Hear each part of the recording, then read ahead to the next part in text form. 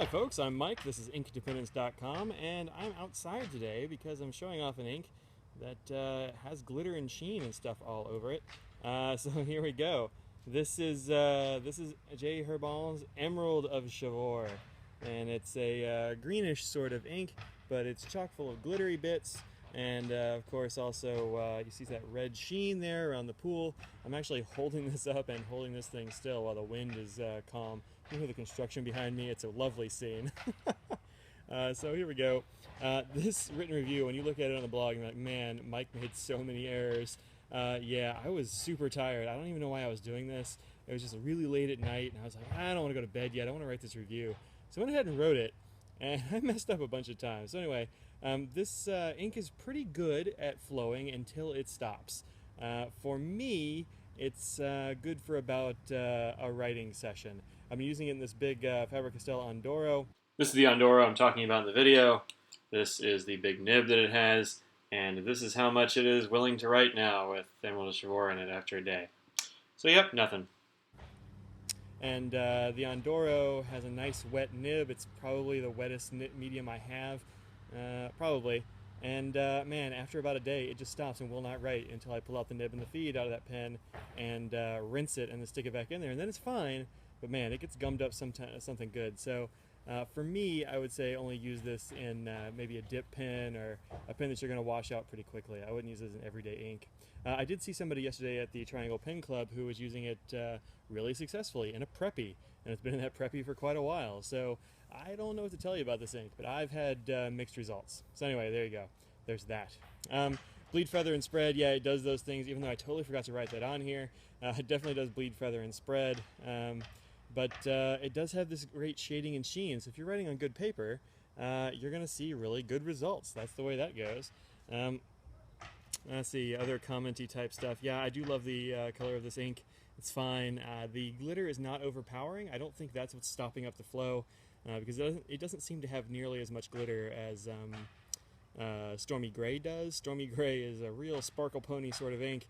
And man, it's got tons of shimmer in there. In fact, sometimes when I write with it, I get pretty much only shimmer. So anyway, there's that. But I'd say this is not quite as shimmery. It does have this really great red sheen that you see when you put it down really heavily, though. Man, we got 2 eyes in ink. Yikes.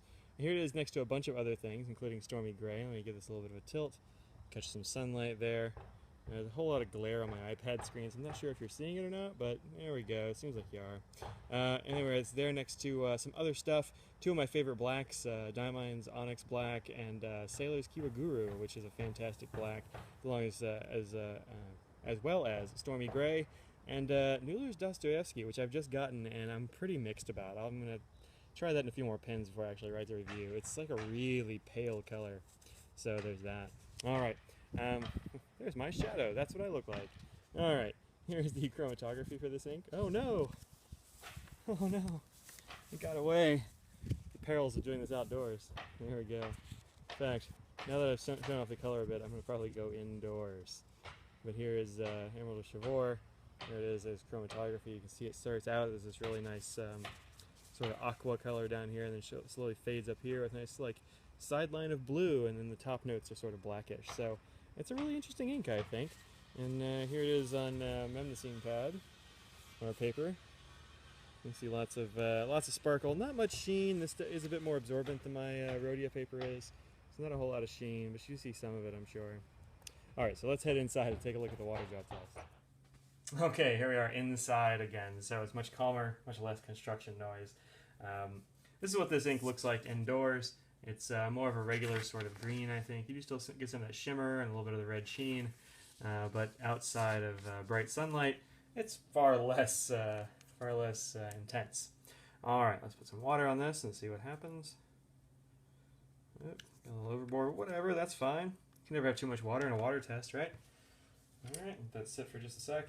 I only wrote this a couple of days ago, so this is not too old. It hasn't been sitting all that long, but it certainly has cured as much as it's going to, I think. I see some green coming through. That's not a good sign. But, oh man, look at that. You got grid lines and everything. But there is quite a bit left behind. So, yeah, very limited, but not negligent, nothing water resistance. So, yeah, there you go. That's got a little bit. You can still see the lines, the dots for sure.